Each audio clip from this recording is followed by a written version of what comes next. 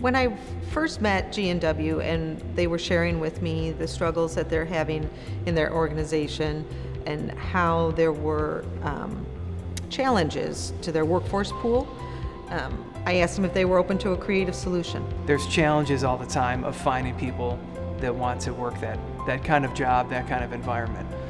So we try to think of creative solutions that we can work with, and one of which was presented was using an autistic workforce.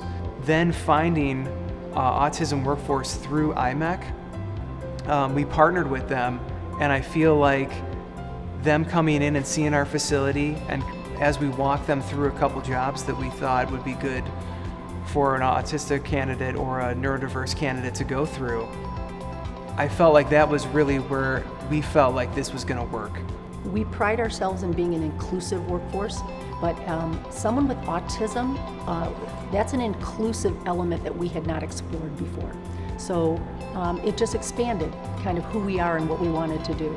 And honestly, it fills a need for us. There aren't very many people who want to work in a manufacturing environment. And neurodiverse individuals have difficulty finding roles. It's a match made in heaven.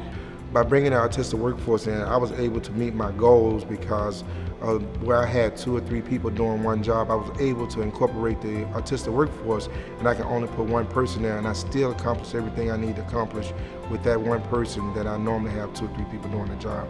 So it helped us out a lot by having one person being able to do that job instead of me going out and hiring 2 or 3 people to try to keep up with the demand that we have.